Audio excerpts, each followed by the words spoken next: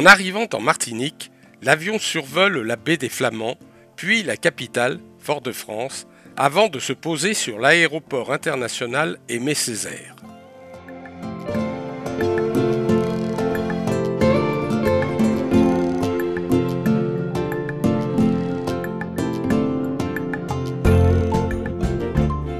Ancien repère de pirates et de flibustiers, l'île de la Martinique, surnommée à juste titre l'île aux fleurs, entretient une relation particulière avec la mer et vit à son rythme.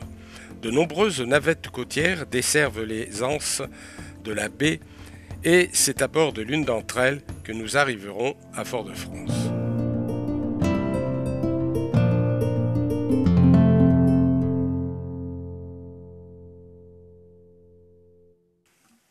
Fort-de-France est le chef-lieu de ce 92e département français, la Martinique, qui fait partie des territoires d'outre-mer.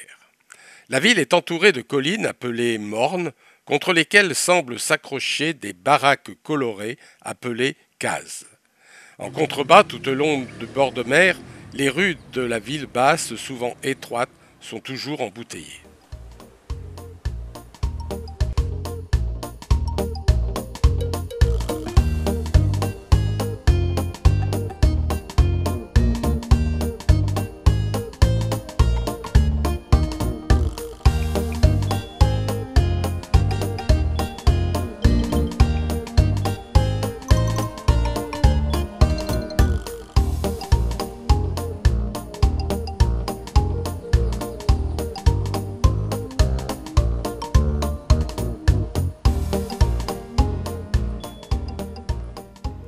La cathédrale Saint-Louis, déjà détruite à plusieurs reprises par un incendie et des tremblements de terre, a été inaugurée en 1895, mais a été de nouveau dégradée par les séismes de 1946 et 1953. Sa flèche a été démontée pour éviter tout risque de chute et a été remplacée en 2016 par une flèche en métal ajouré qui se reflète dans les façades de verre des immeubles plus modernes du centre-ville, animés principalement par le grand complexe commercial Périnon.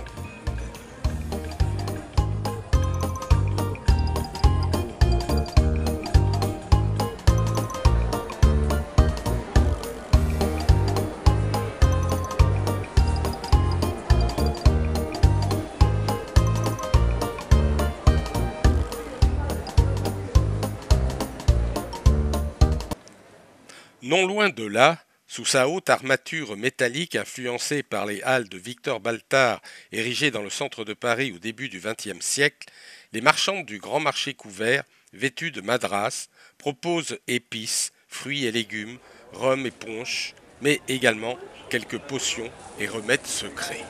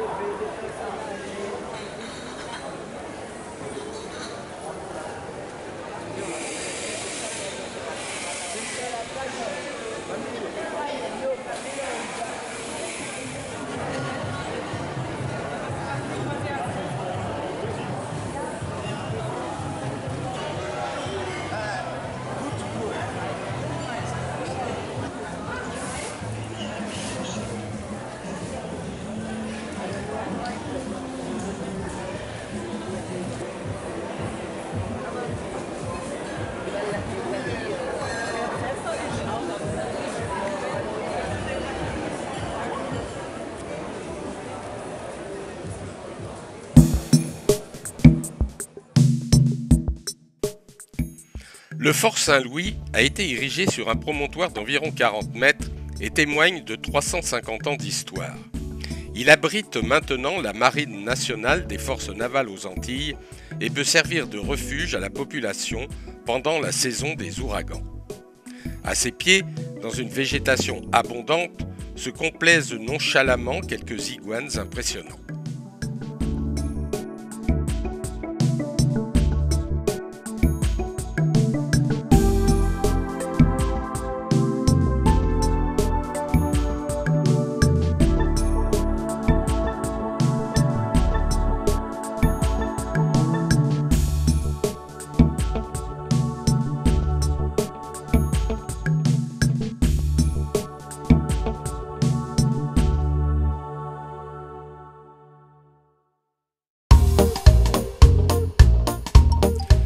Cet ancien hôtel de ville, construit en 1884, a été au cœur des événements majeurs de la cité et comprend un espace muséal dédié à Aimé Césaire, chantre de la négritude, qui a été maire de 1945 à 2001 pendant 56 ans.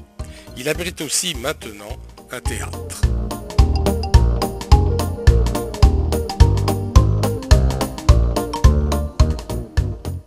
Ici, la préfecture de la Martinique.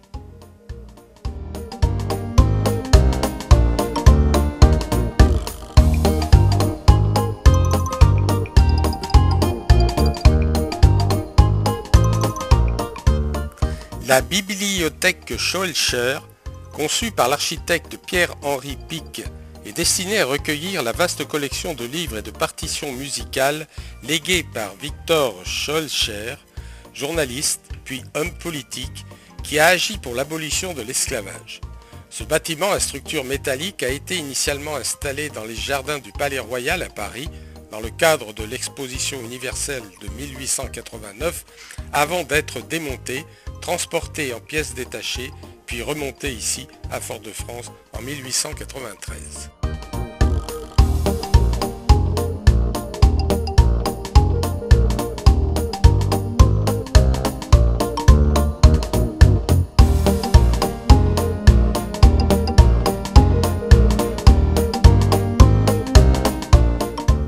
Avec plus de 100 000 habitants, Fort-de-France concentre les plus importantes fonctions administratives, militaires et culturelles des Antilles françaises.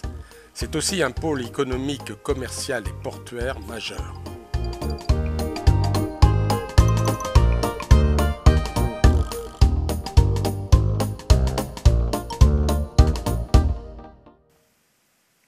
Mais quittons Fort-de-France et son effervescence. En ces terres intérieures, la Martinique offre une étonnante diversité de paysages, de climats, d'odeurs, de couleurs et de lumières. La végétation y est abondante, verdoyante et luxuriante, profitant d'un climat tropical chaud et humide. On y cultive principalement de la canne à sucre, des ananas et des bananes.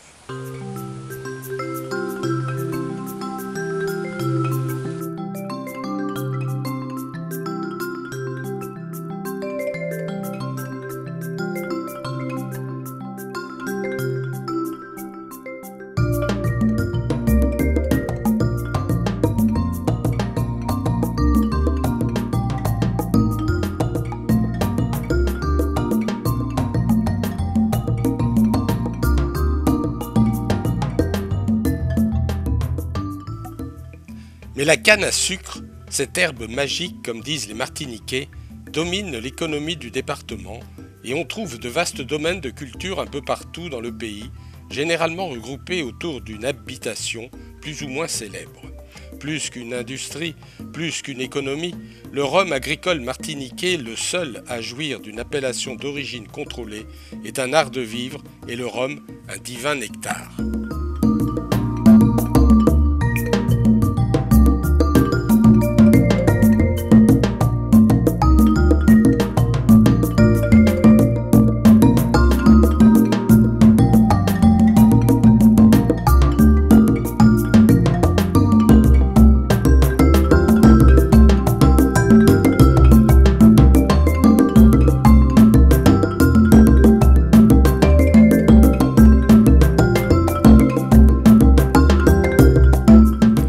Nous sommes ici à l'habitation Clément qui produit l'un des meilleurs rhums agricoles de la Martinique. Établie sur les bases de l'ancienne sucrerie, la distillerie laisse encore voir certains engins mécaniques de la salle des machines, la chaudière, la broyeuse, les volants et autres générateurs et turbines qui tournent toujours.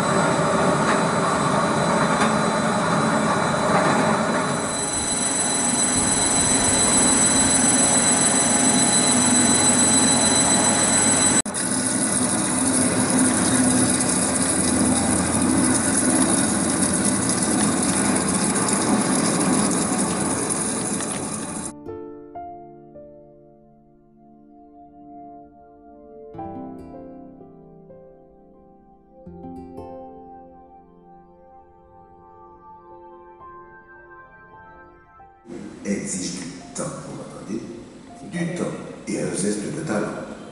Vieillissement puis subtil assemblage produisent en effet les plus nobles breuvages. Sélection.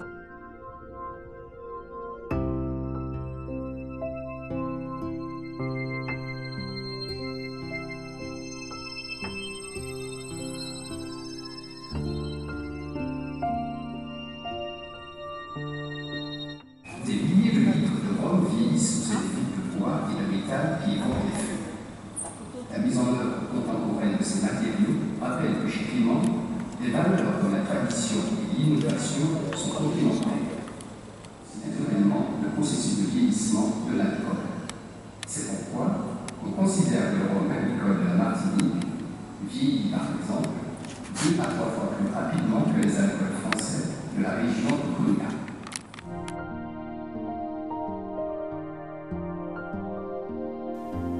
La maison de maître de l'habitation Clément, bâtie sur le point culminant du Morne, domine la propriété, un domaine de quelques 16 hectares, qui fut choisi comme cadre de la rencontre entre les présidents Bush et Mitterrand en mars 1991, ce qui en fait un haut lieu du tourisme culturel martiniquais.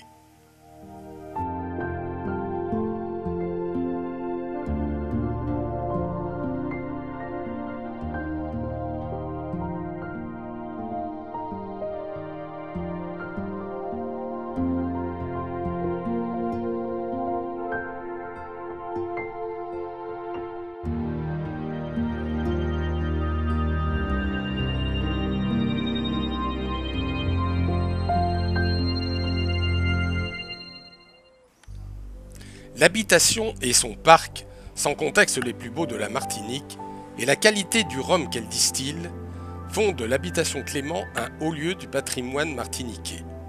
Fondée au XVIIIe siècle pour y cultiver la canne à sucre et en faire du sucre, l'habitation est rachetée en 1887 par Omer Clément, qui y fonde une distillerie agricole pour approvisionner l'industrie et les soldats en rhum.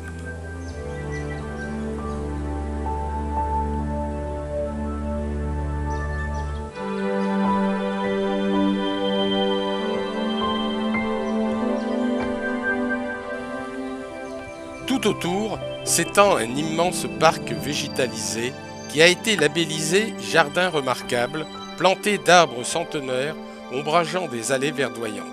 Certains de ces arbres sont étonnants.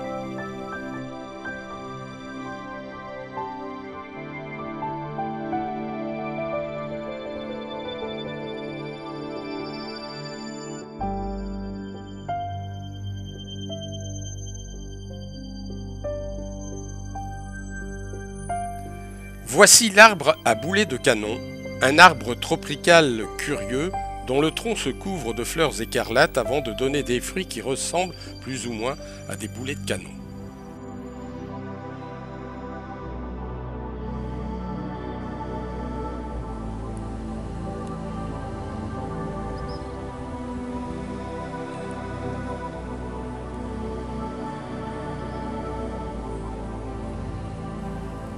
L'arbre corail est un bel arbre caduc sud-américain qui offre une floraison estivale originale et éclatante.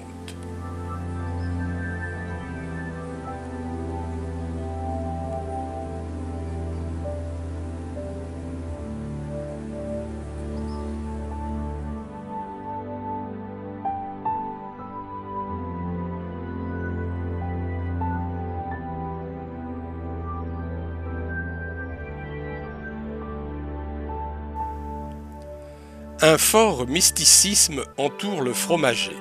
Cet arbre remarquable est considéré comme sacré et donne lieu à de nombreuses superstitions aux Antilles. Il est donc protégé et respecté.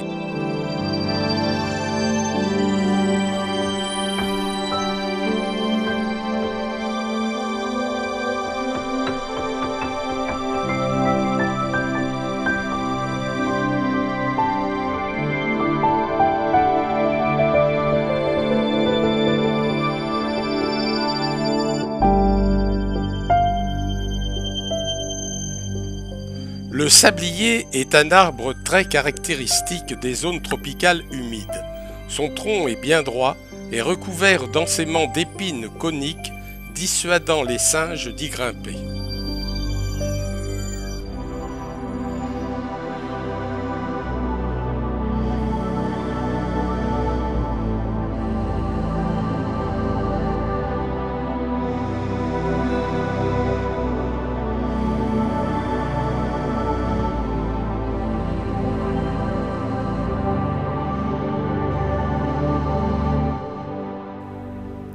Bien sûr, tous ces arbres et arbustes, aussi étranges que variés, sont l'accueillant refuge d'une multitude d'oiseaux.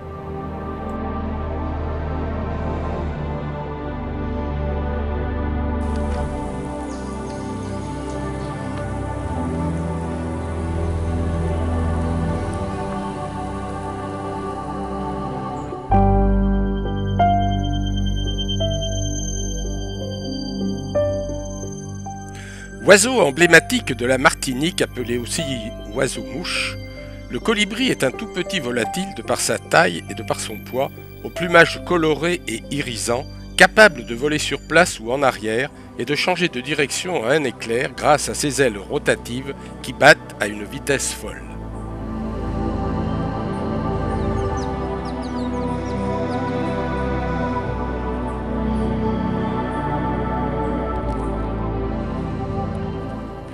Nous sommes à présent dans le célèbre jardin de Balata, non loin de Fort-de-France. C'est en 1982 que Jean-Philippe Those, horticulteur, paysagiste et artiste dans l'âme, revient sur les traces de son enfance dans la maison créole de ses grands-parents. De là naîtra une passion pour la botanique qui va le mener aux quatre coins du monde.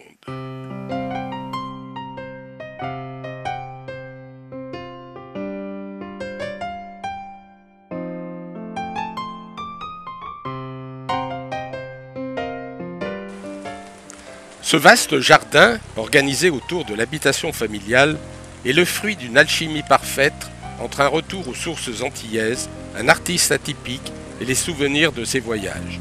Mais ouvrez votre parapluie, car malheureusement, il pleut aujourd'hui.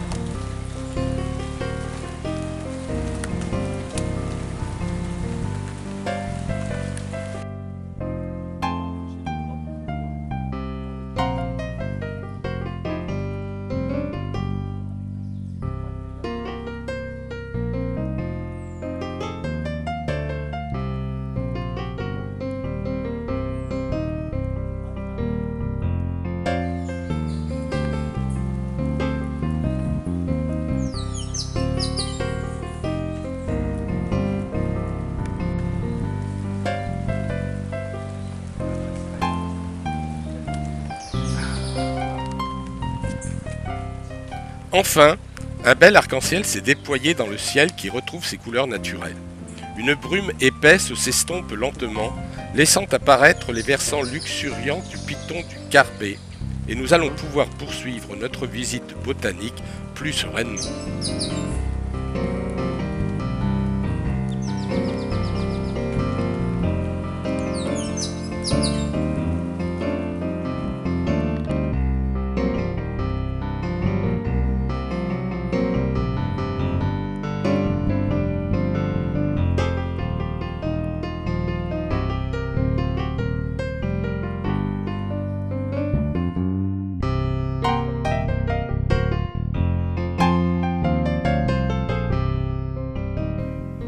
Et ainsi découvrir une multitude de plantes et de fleurs tropicales qui prolifèrent sous la futaie et que nous trouvons parfois à des prix prohibitifs à l'étal de nos fleuristes de métropole.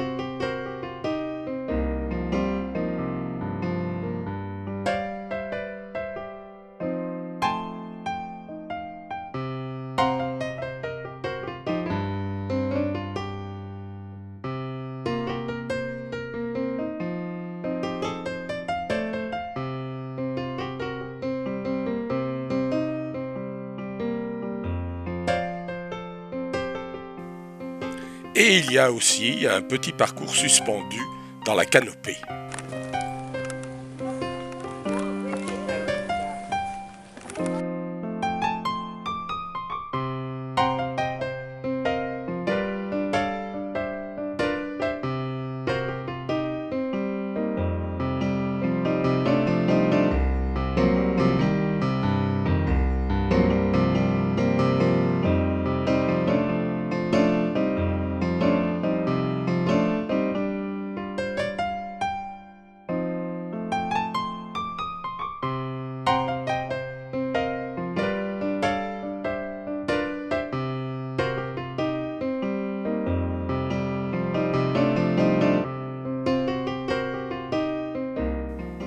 Parmi les bambous et les fougères géantes.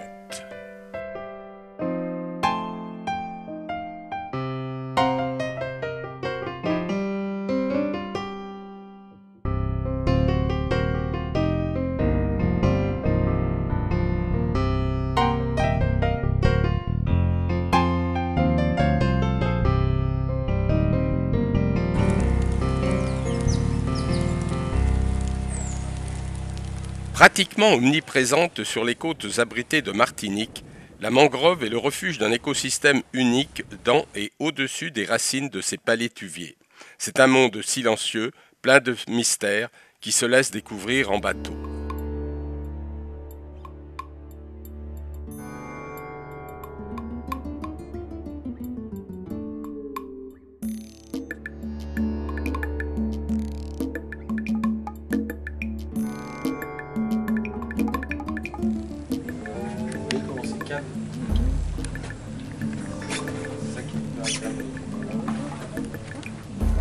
Donc comme je disais, là du coup cette mangrove elle est constituée de deux types de palétuviers principalement.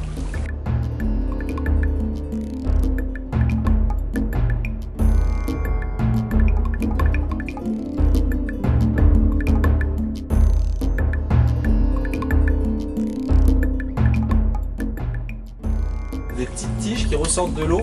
Et c'est ce qui lui sert de poumon en fait, c'est grâce à ça qu'il capte l'oxygène qu'il y a dans l'air et qui peut respirer tout simplement. Les crabes, vous allez voir là sur l'écran, c'est des crabes araignées on appelle ça, donc ces crabes là ils ont une taille adulte là actuellement quand vous les voyez, ils ne vont pas grossir plus que ça.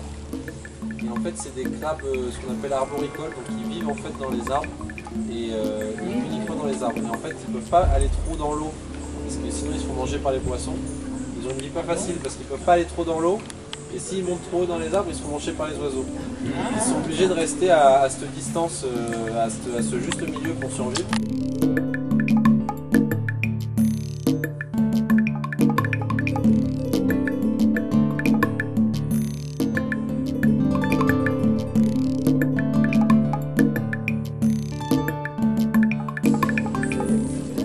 Alors là, il y a 1m10, 50. Après, s'il y a des grosses pluies tropicales, ça peut monter un peu plus, mais ça reste très peu plus.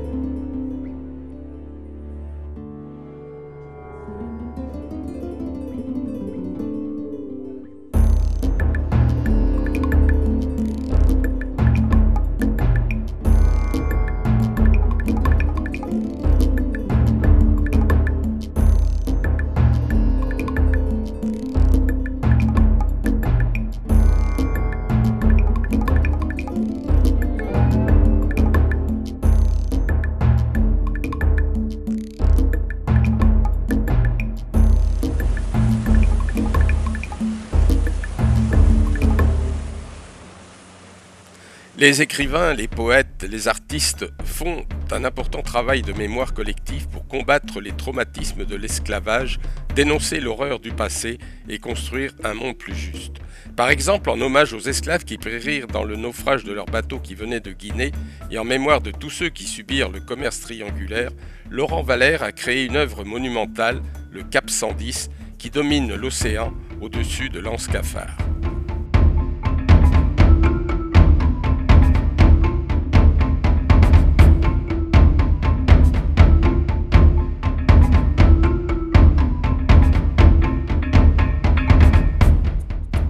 L'âme de la Martinique ne saurait se comprendre sans les blessures de l'esclavage.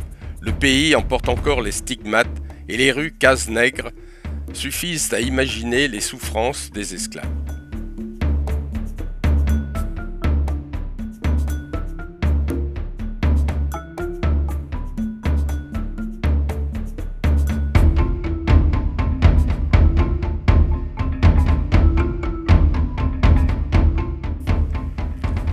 Gilbert Larose, un Martiniquais passionné par l'histoire de son île, a créé la savane des esclaves par devoir de mémoire envers 400 ans d'histoire de la Martinique marquée par la colonisation.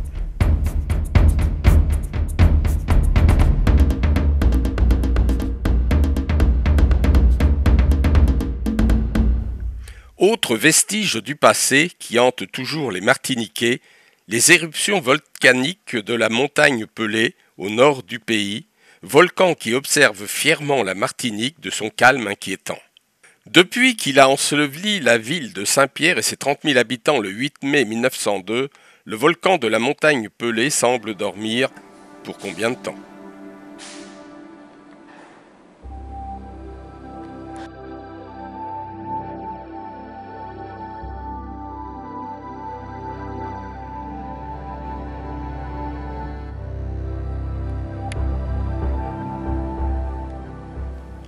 Les ruines de l'ancien théâtre de Saint-Pierre, construite en 1786, haut lieu culturel de la ville jusqu'à cette tragique éruption volcanique, sont à peu près les seuls vestiges visitables. On y distingue toujours le parterre avec son plan incliné autour duquel étaient disposées les loges, la fosse d'orchestre et la scène.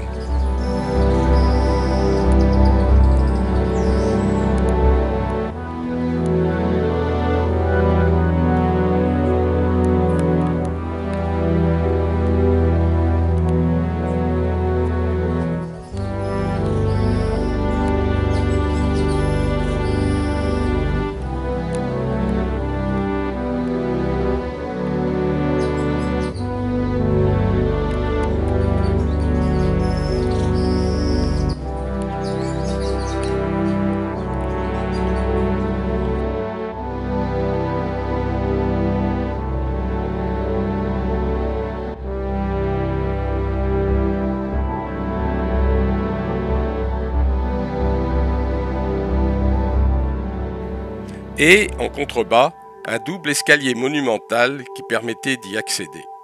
Ces vestiges demeurent un témoignage de la vie sociale et culturelle de la ville avant la catastrophe. La seule occasion qui nous a été donnée d'apercevoir la montagne Pelée, c'est au cours d'une petite croisière d'observation des dauphins, un matin, alors que le ciel était assez dégagé au-dessus de la baie de Saint-Pierre. Son sommet est rarement découvert, souvent ennuagé. Mais si la montagne Pelée semble endormie et apaisée, le volcan est toujours actif. Il s'est déjà réveillé à 4 reprises depuis la colonisation de l'île. Ici, c'est le paradis des dauphins. Certes, ils sont bien là, mais imprévisibles.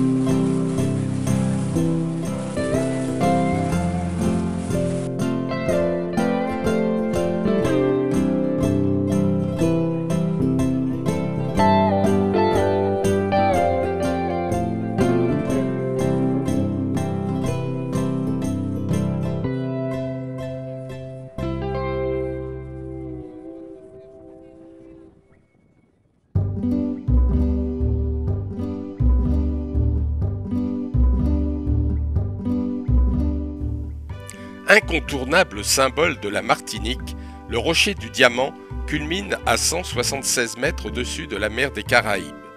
En fait, c'est le reste d'un ancien édifice volcanique qui a conservé une forme conique, victime d'une érosion intense. Quand on en fait le tour d'aussi près, l'ensemble de ces parois présente de vastes échancrures servant de refuge aux oiseaux de mer.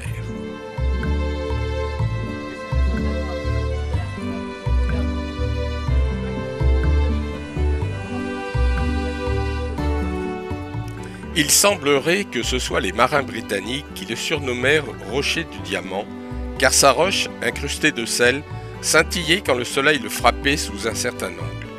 Il fut longtemps occupé par les Anglais qui lui avaient attribué le titre honorifique de navire de guerre jusqu'au 2 juin 1805, date de leur reddition, face au blocus imposé par la flotte française qui avait empêché toute arrivée d'eau et de nourriture.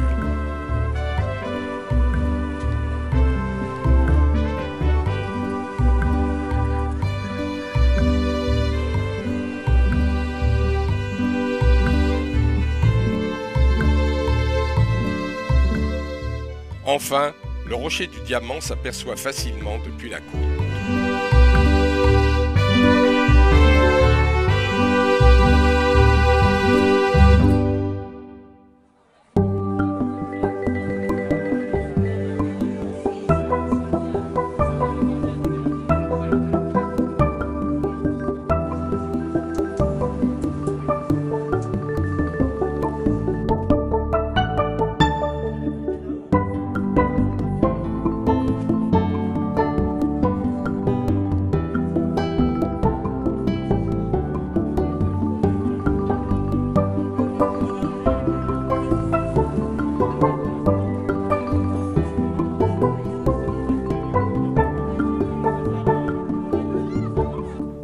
Abrité des vagues et des ventes, le typique village des Anses d'Arlay accueille de nombreux voiliers qui viennent mouiller dans un décor paradisiaque.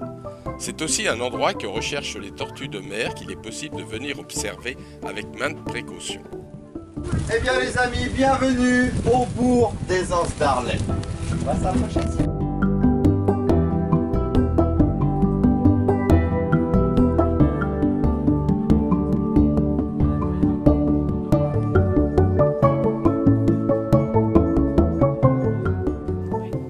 En effet, face à la plage et non loin du rivage, se trouvent des herbiers marins et, qui dit herbier, dit tortue, puisqu'elles raffolent de cette nourriture.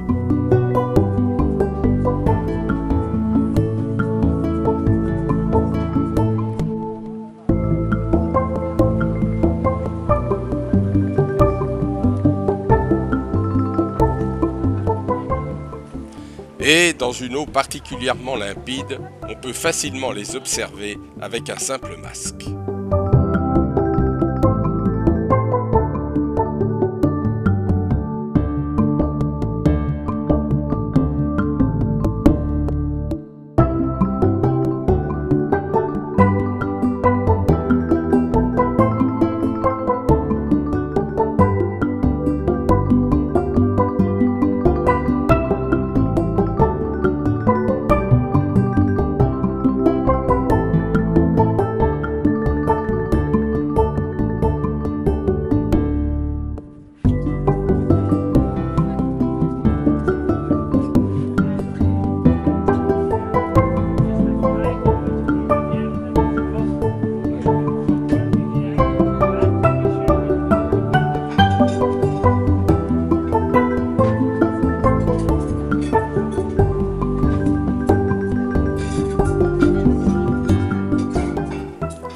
Inspiré du célèbre grand voilier Preußen, inauguré au début du XIXe siècle, ce Royal Clipper est fier d'être le plus grand voilier à 5 mâts à voile carrée existant aujourd'hui depuis son légendaire prédécesseur.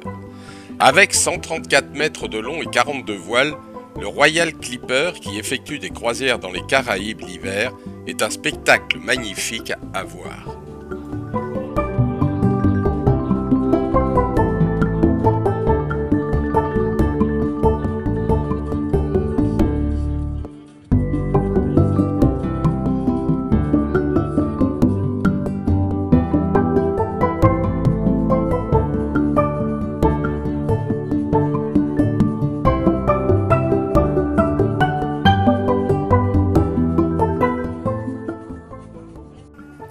Au-delà du cliché des plages de sable blanc bordées de résiniers et de cocotiers, l'île tout entière vit au rythme de la mer. En face de Fort-de-France, le village des Trois-Îlets, qui a vu naître Joséphine de Beauharnais, future impératrice, s'est doté de nombreuses infrastructures touristiques qui font aussi de la Martinique un lieu de vacances et de fêtes. Rejoignez-nous.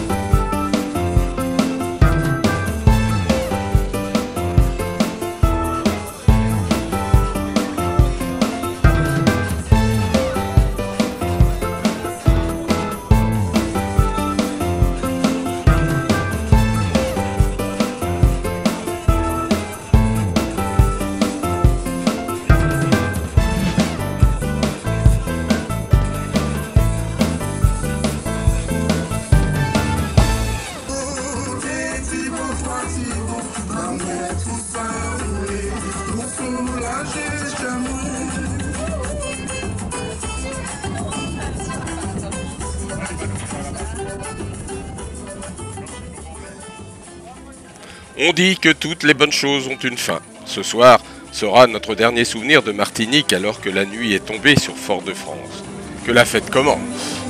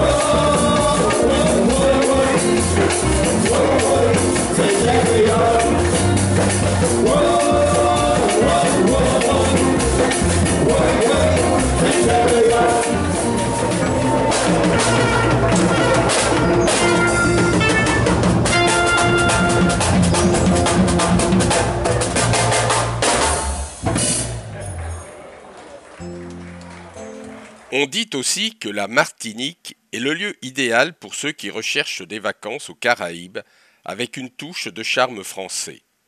On dit encore que c'est une île paradisiaque. Et, pour conclure, on dit enfin que ceux qui découvrent la Martinique pour la première fois jurent d'y revenir lorsque vient le temps du départ. C'est fort possible.